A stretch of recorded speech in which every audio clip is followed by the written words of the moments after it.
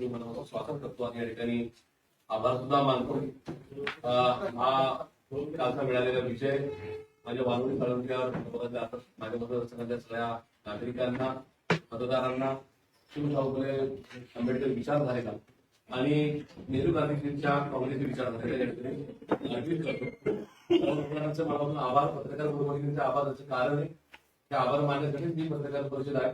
सगळ्याच माध्यमांनी ते असतील, मीडिया असतील, वोटर्स असतील, वेगवेगळी सोशल प्लॅटफॉर्म असतील, त्याच्यातून या शहरातले, या राज्यातले नागरिक व्यक्त होतात, देशातले नागरिक व्यक्त होतात. त्याच्यावर इंस्टाग्राम, ट्विटर, फेसबुक याच्यावर ज्या ज्या विचारवंतांनी, ज्या ज्या युथ आयकॉन्सनी, ज्या ज्या युट्यूबर्सनी, इन्फ्लुएन्सनी, त्याचबरोबर ज्यांचा कुठल्या राजकारणाशी संबंध नाही पण ज्यांना प्रशांत ठाकरेंची मुवमेंट आवडली किंवा घेतलेली त्यांना भूमिका आवडली, पाठीमध्ये त्याबद्दल तिचे सगळ्यांचे मला आभार मानतो. तर तुम्ही स्वतः म्हणून ज्या पक्षातील 26.5 वर्ष राहिलो तो पक्ष सोडताना मला त्रास झाला नाही. तुम्ही होता म्हणून त्या ठिकाणी काँग्रेसमध्ये माझ्या प्रवेशाला इतक्या वेगळ्या प्रकारची उंची मिळाली. तुम्ही सगळ्यांच्या तुम्ही दिलेल्या सगळ्यांच्या पाठीपाठी दिल्यावर मला माझ्या मतदारांनी स्वीकारलं. त्याच्यामुळं कालच्या निवडणुकीतला हा माझा देदीप्यमान विजय हा साकार होऊ शकला. तर तुमचे सगळ्यांचे मनस्वी आभार. एक नक्की आहे की हा वार्तालाप होत असताना काही गोष्टी मला सांगायच्या होत्या.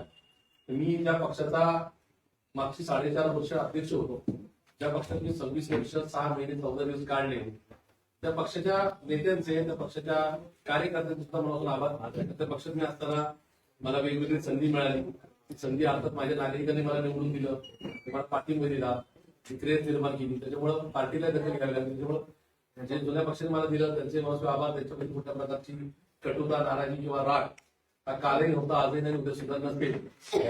याच्या अगोदर सांगितल्याप्रमाणे आता मात्र त्या पक्षात माझा संबंध नसेल. त्याला अपवाद होता आदरणीय पवार साहेब असतील.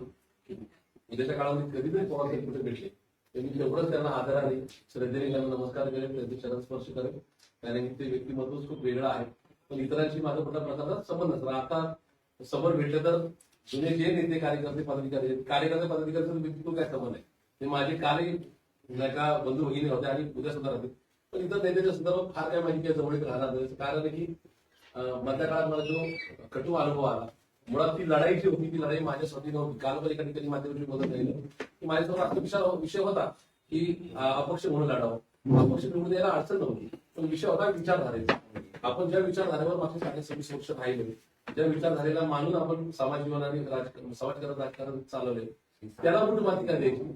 आणि त्याच्यासाठी एकच पर्याय होता, तो काँग्रेस पक्ष. अर्थात काँग्रेसच्या राज्याच्या, देशाच्या सगळ्या नेत्यांचे मला आभार. आणि मान्य हर्षवर्धनजी सपकाळ साहेब आमचे प्रांताध्यक्ष आहेत, मान्य बंटी पाटील साहेब जे या जिल्ह्याचे प्रभारी आहेत काँग्रेसचे, त्यांच्याकडून बऱ्याचशा गोष्टी झाल्या, म्हणजे चांगल्या गोष्टी घडल्या. त्याचबरोबर मान्य विश्वजित कदम साहेब, मान्य विजयजी वडेट्टीवार साहेब जे आमचे विधिमंडळाचे त्या सगळ्यांचे मनस्वी आभार. वरच्या बाजूला म्हणजे राहुलजी गांधी साहेब, मान्य खरगे साहेब जे राष्ट्रीय अध्यक्ष आहेत, म्हणजे सोनिया गांधी मॅडम, म्हणजे प्रियंका गांधी मॅडम, यांचे सगळ्यांचे आभार. शहर स्तरावरच्या नेत्यांचे आभार. कारण की पहिले 48 तास खूप प्रेशर होता. जसं प्रशांत ठाकरेंनी जुन्या पक्षाचा राजीनामा दिला, त्याच्यानंतर काँग्रेसमध्ये मला घेण्यात येऊ नये अशा प्रकारे पण काही लोकांनी कोणाकोणी गेली, त्या ठिकाणी प्रेशर आणायचा प्रयत्न केला. पण काँग्रेसनी जी भूमिका घेतली त्याबद्दल काँग्रेस पक्षाला सॅल्यूट आहे. काँग्रेस पक्ष हा काँग्रेसचेच नेते चालवतात, इतर पक्ष चालवत नाही. त्याच्यामुळं या ठिकाणी माझा 26 डिसेंबर 2025 चा प्रवेश होऊ शकला. तो प्रवेश झाल्यानंतर नंतरच्या काळामध्ये काँग्रेसने ज्या पद्धतीने मला स्वीकारलं ते मी आयुष्यभर विसरणार नाही. एक तर मी माझ्या राजकीय जीवनामध्ये हा माझा दुसरा पक्ष. वयाच्या 21व्या वर्षी मी राष्ट्रवादी काँग्रेसमध्ये सहभागी झालो. 23 ला खूप गडबडी असताना सुद्धा पवारसाहेबांची इमानदारीने साथ दिली. पॉलिटिकल प्रेशर होता, फायनान्शियली प्रेशर होता, तो आणखी वेगळ्या प्रकारचा प्रेशर होता, पण मी डगमगलो नाही. खूप चांगल्या पद्धतीने रस्त्यावरची लढाई, पार्टीच्या इकडून मंचावर उपस्थित राहून त्या ठिकाणी सभा गाजून पार्टीला चांगल्या पद्धतीने बळ देण्यासाठी प्रयत्न केला. त्यात सहकार्याची, कार्यकर्त्यांची आणि पुढेकरांची साथ लागली. पण माझा तो मधल्या काळाचा जो लढा होता की एक आपण टीम बांधलेली, जी टीम महाविकास आघाडी म्हणून ओळखली जाते. त्याच्यामध्ये काँग्रेस असेल, राष्ट्रवादी काँग्रेस पार्टी जी आमची जुनी पार्टी असेल, शरद पवार पक्ष, शिवसेना, उद्धव बाळासाहेब ठाकरे आणि संविचारी पक्ष यांना घेऊन गेलो तर भाजपला एक चांगला पर्याय देता येईल. पण दुर्दैवाने शहर स्तरावर माझ्या राज्य स्तरावरच्या नेत्यांच्या संदर्भात काय म्हणाले, शहर स्तरावरच्या काही दोन लोकांनी त्यात गडबडी केल्या. का केल्या, कशा केल्या, काळाच्या ओघामध्ये पुढे येतील. पण त्याच्यामुळं सगळ्या गडबडीत झाल्या.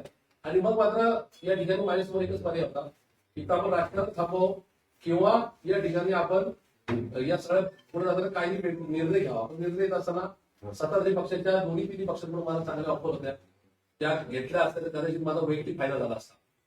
पण मी सातत्याने शाहू फुले आंबेडकर विचारधारा, गांधी नेहरूंच्या काँग्रेस विचारधारेला मानत आलो, त्यामुळे माझं जीवन मी जगलोय.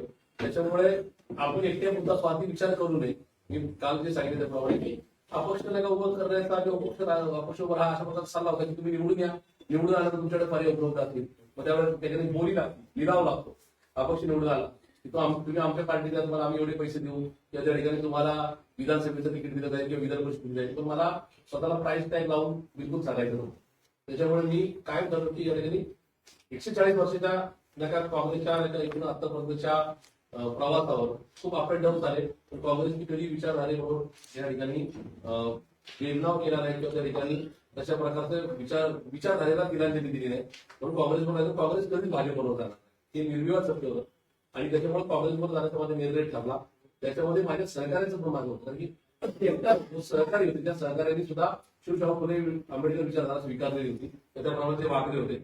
आणि मी काँग्रेस पक्षाचं मनापासून आभार मानतो. कारण मला सांगावं असं वाटेल की मी तिथं आल्यानंतर मला असं बिलकुल वाटत नाही. जो एक दिवस जो होता, जर्सी फॉर्म भरायचा शेवटचा दिवस होता, एपी फॉर्म दिला जातो, तो दिवस होता 29 डिसेंबर 2025.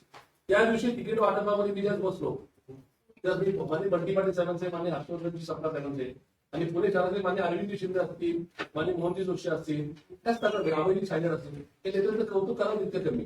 त्यांनी ज्या पद्धतीने ऍक्सेस दिला ना मला, मी ज्या पद्धतीने तिकीट वाटत होतो त्यामध्ये मला असं वाटतं की मी ह्या पक्षातच 25 वर्षापासून आहे.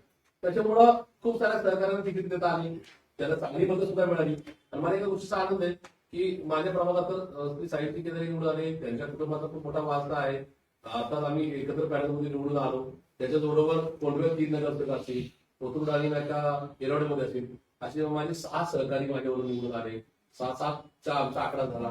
त्याचं मला मनस्वी लागलं, कारण की मागच्या काळामध्ये मी सांगत होतो की माझ्याकडे जी टीम आहे ती लढणारी जिंकणारी टीम, माझे विश्वास ठेवा, तर त्याच माझ्या कोणी विश्वास ठेवायला तयार नव्हतं. आणि काँग्रेसच्या नेत्यांनी, काँग्रेसनी माझ्यावर विश्वास ठेवला, ते मला स्वीकारलं, माझ्यावर विश्वास ठेवून ती तिकीटं दिली. त्याच्यामुळे आजचा विजय म्हणजे गंमत आहे. समोर उपमुख्यमंत्र्यांची पार्टी आहे, उपमुख्यमंत्र्यांच्या पार्टीच्या आमदारावरून मी लढलो आणि त्या ठिकाणी माझा कमी मताने पराभव झाला विधानसभेला. आज त्यांच्याकडे सगळ्या प्रकारची सत्ता आहे राज्यातली, देशात आणि पुण्यातली सुद्धा. त्यांच्या पक्षाचे फक्त 6 नगरसेवक निवडून आले.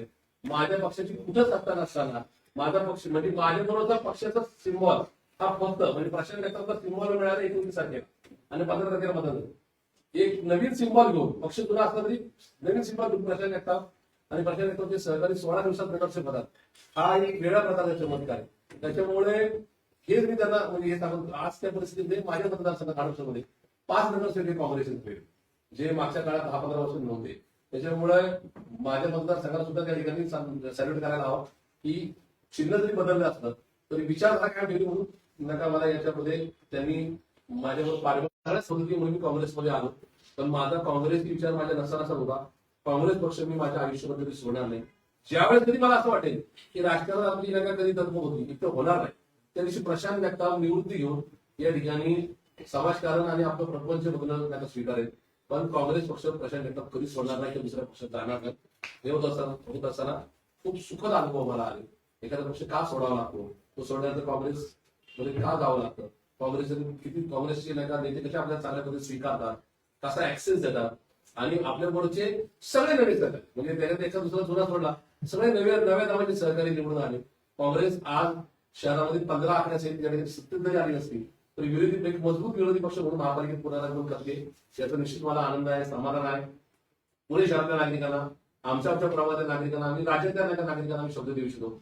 काँग्रेस पक्ष प्रस्तावित जगताप असतील किंवा अरविंद शिंदे असतील किंवा अविनाश साळवे असतील किंवा चंद्रशेखर कदम असतील किंवा रफिक शेख असतील किंवा साहित्य केदारे असतील किंवा विशाल मनके असतील किंवा आमच्या आलेल्या सगळ्या महिला बहिणी, आमच्या डोकताई असतील, आमच्या मोहसिन बाईच्या आई असतील किंवा आमच्या मदरबाईच्या भगिनी असतील किंवा या ठिकाणी आमचा काशिफ सय्यद असेल किंवा या ठिकाणी आमच्या भालेराव ताई असतील, ही सगळी मंडळी म्हणजे ताकदीने नाही का या ठिकाणी नाही का लढली आणि काँग्रेस पक्ष हा या पुण्याच्या भ्रष्टाचाराला नका या ठिकाणी रोखण्यामध्ये यशस्वी ठरेल. पुणेकरांची लूट जी मागच्या काळामध्ये भाजपने केली लूट या ठिकाणी इथून पुढे आम्ही घेणार नाही. आणि राज्यात देशात काहीतरी चुकीचं घडलं, शहरात काही घडलं तरी प्रशांत जगताप आणि काँग्रेस जनांची सगळी टीम रस्त्यावर ठिकाणी चौकात आंदोलन करताना दिसेल. हा शब्द या निमित्ताने देतो. पुन्हा एकदा सांगतो, माध्यमांची ताकद खूप मोठी असते.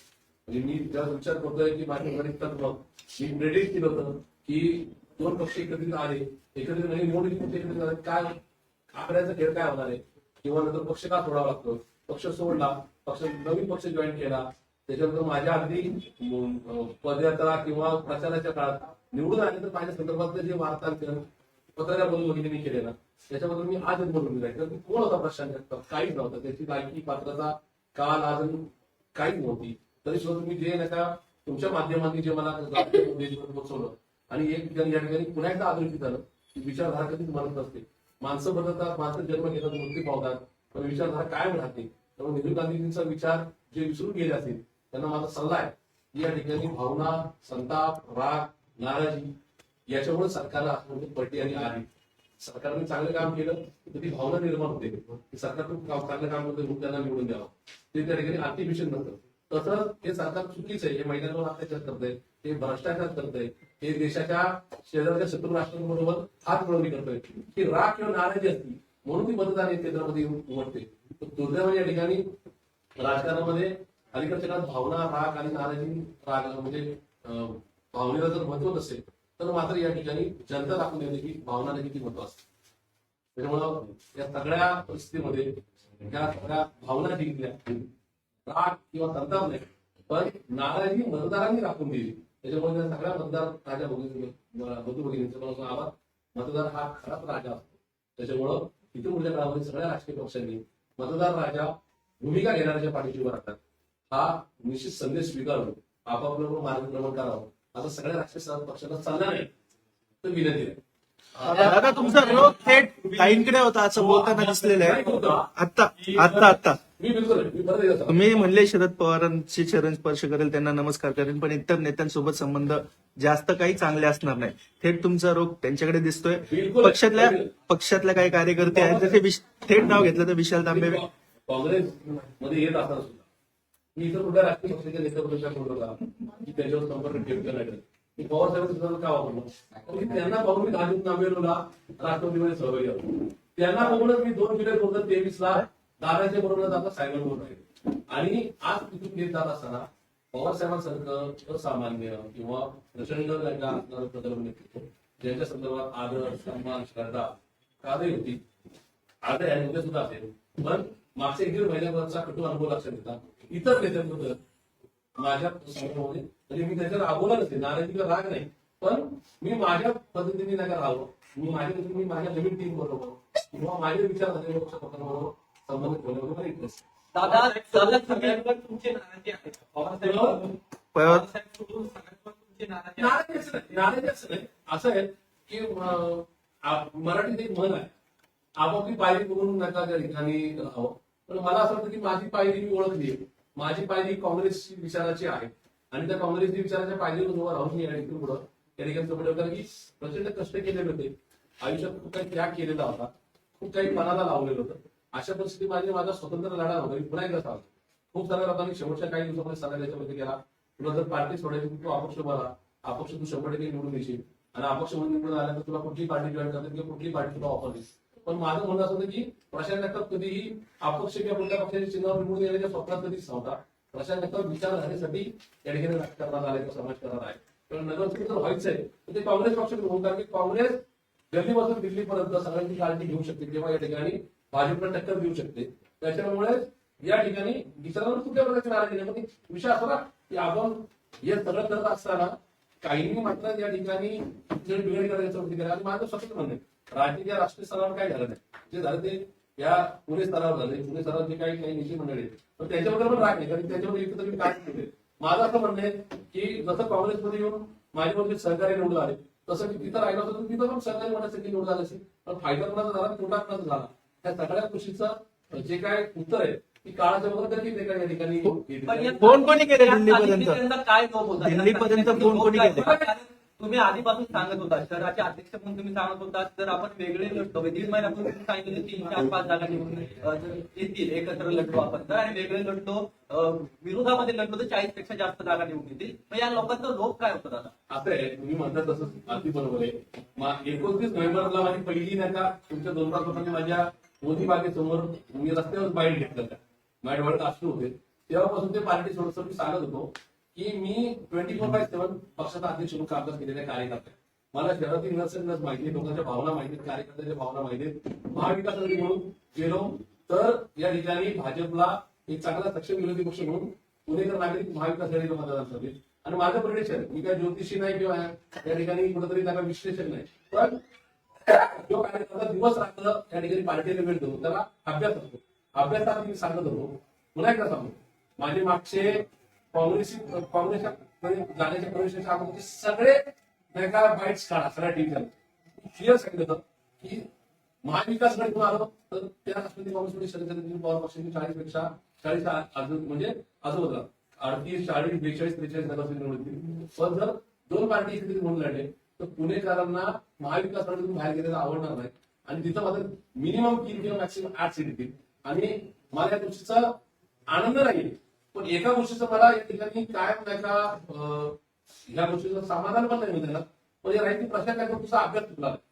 मी 2चा पण आकडा बोललो नाही, 4चा पण आकडा बोललो नाही. मी म्हटलं मिनिमम 3 सीट येतील आणि मॅक्सिमम 8 येतील. आणि कालच्या याच्यामध्ये 3च नाही का सीट आल्या, त्याच्याबद्दल त्याचं मनापासून अभिनंदन, त्यांना माझ्या शुभेच्छा. शेवटी तो एक वेगळा पक्ष आहे, त्यांना आपली भूमिका ठरवण्याचा अधिकार आहे. मी आज त्या पक्षात नाही, मला माझ्या पक्षाची भूमिका ठरवण्यासाठी नेत्यांना विनंती करण्याचा माझा अधिकार आहे किंवा माझ्या पक्षामध्ये बोलण्याचा आणि त्याप्रमाणे भूमिका घेण्याचा माझा अधिकार आहे. त्याच्यामुळं मला जुन्या पक्षाचे नेते, जुन्या पक्षाचा प्रवास, जुन्या पक्षाची एकूणच विचारधारा याच्यावर काल, आज आणि उद्या कधी भाष्य करायचं नाही. तर ज्या ताटात खाल्लंय म्हणजे एकत्र कुटुंब म्हणून बोलू शकतोय त्या ठिकाणी त्यांच्याबरोबर प्रतारणा करणे किंवा त्यांच्याबरोबर चुकीचं बोलणं हे माझ्या रक्तात नव्हतं नाही आणि सुद्धा नसेल. तिथं सिंगल डिजिटचा नंबर आला. जी पार्टी एकदम चांगल्या प्रकारे परफॉर्म करत होती ती कुठेतरी कमी झाली आणि सिंगल डिजिटवर त्यांना थांबवावं लागलं असं नाही वाटत. आणि आता काय तुम्हाला तिथंच जागा येतील असं का वाटत होतं? असं काय दिसतो तुम्ही त्यांच्या माझा अभ्यास होता की अशाची नका कॉम्प्रोमाइज झाली तर सामान्य जन या ठिकाणी विचार करेल. जर मला महायुतीच्याच एका घटक पक्षाला मतदान करायचं असेल तर मी त्या ठिकाणी त्यांना भाजपला मतदान केलेलं बरं. अशा प्रकारचा विचार नागरिकांच्या मनात येईल म्हणून नागरिकांनी या ठिकाणी जे दोन पक्ष एकत्र आल्यानंतर त्यांनी भाजपला मतदान केलं. आणि विषय राहिला यांनी जे सांगितलं त्याप्रमाणे की तुम्हाला असं का वाटतं, तर मला त्याच्यावर एकच सांगायचंय, रामायण महाभारत पण त्यांनी वाचलं असेल, जे छत्रपती शिवाजी महाराजांच्या लढाई पण त्यांनी पाहिल्या असेल. ते समजून घेण्याची गरज आहे. तुम्ही लढाईला जेव्हा निघता, लढाईला निघताना आपलीच काही माणसं फोडली जातात समोरच्या एका सैन्याकडून आणि त्यांना मुद्दाम आपला तुम्ही या मार्गाने नका जाऊ त्या मार्गाने जा अशा प्रकारचा सल्ला देण्याचं काम राजाला, सेनापतीला सांगायचं नाही का टार्गेट दिलं जातं. त्याच्यामुळं या मागच्या लढाईमध्ये काही माणसांना ते टार्गेट देण्यात आलं. ते कसं देण्यात आलं, काय देण्यात आलं, त्याला एक सिंगल लाईन उत्तर आहे.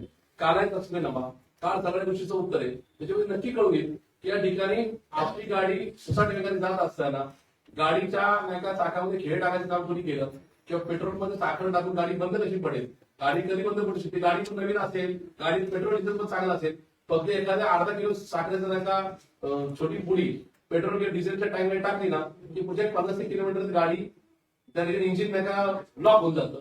तशा प्रकारचं काम कुणी केलं याचं काळ उत्तर देत एक नक्की आहे की ज्यांनी कुणी हे केलं असेल त्यांना सुद्धा ईश्वर सद्बुद्धी देऊ. आणि ते काय वरच्या स्तरावर झालं दादा तुम्ही म्हणाले काँग्रेसमध्ये घेऊ नये म्हणून कोण आहे? तुमच्या जुन्या पक्षातल्या नेत्याने केले का भाजपातल्या नेत्याने केले? मान्य अरविंद शिंदे साहेबांवर बसून मान्य हर्षवर्धन सपकाळ साहेब बंडी पाटील साहेबांवर होतं आणि तिथून देशाच्या स्तरावर खडगे साहेबांवर. काँग्रेसमध्ये सिंगल टक्का सुद्धा कुठं नाराजी नव्हती किंवा प्रशांत जगतापला काँग्रेसमध्ये घेण्यासंदर्भात कुठलं दुमत नव्हतं. तर पुन्हा काँग्रेसच्या सगळ्या समस्या नेत्यांच्या मनातून आला. इतर कोणी काही केलं असेल तर त्या ठिकाणी मला असं की काय तुम्ही थेट आरोप केलेला आहे, थेट नाव का नाही सांगत? शिवरकरांचा फोन होता का? शिवरकरांचा फोन होता का? असू शकेल ना, काँग्रेसची त्यांनी केलं असेल ना. म्हणजे मला त्याचं नावच घेतलं नाही, त्यांचा पराभव माझ्या त्यांनी केलेला आहे माझ्या भागात घालण्यासाठी. जरी कुणी काही केलं असेल तरी नाव घ्या तुम्ही, नाव घ्या. तुम्ही काही नावं घेऊन मोठ्या करण्यामध्ये अर्थ नाही. माझं म्हणणं की कोणाकोणी काँग्रेस जणांचे म्हणून काँग्रेस पक्षाने निर्णय घेण्याची प्रशासन घ्यायचं. त्याच्यामुळं माझे हर्षवर्धन सपकाळ दादा चर्चा सुरू होत्या महाविकास आघाडीच्या चर्चा सुरू होती. तुम्ही काँग्रेसमध्ये गेल्यावर शरद पवारांचा पक्षही चर्चेला हजर होता. काँग्रेसचे जे सीट आले त्याच्यात शरद पवारांच्या पक्षाने घात केला म्हणून कमी आले असं म्हणत नाही का? असं काय म्हणताय ना, काँग्रेसने गल्लीपासून कन्याकुमारी काश्मीरवर एकच प्रकार विचार स्वीकारला की जे सत्ताधारी पक्षाबरोबर आहेत भाजपबरोबर त्यांच्यावर कुठल्या प्रकारची छुपी किंवा उघड आघाडी करायची युती करायची नाही. आणि त्याप्रमाणे काँग्रेसने निर्णय घेतला की पुण्यामध्ये जर जे महायुतीतला कुठला घटक पक्ष येणार असेल त्याच्यावर आघाडी करायची नाही. आणि म्हणून काँग्रेसने क्लिअर कट माननीय उद्धव बाळासाहेब ठाकरे यांच्या शिवसेनेवरच आघाडी केली. आता ती या ठिकाणी इतकी सफल झाली काय झाली याचं उत्तर पण निश्चित नाही.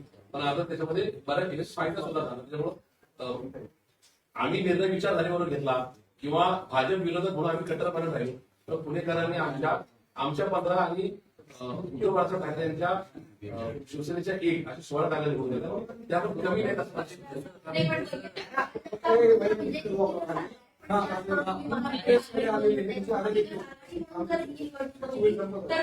म्हणून म्हणून साधारणतः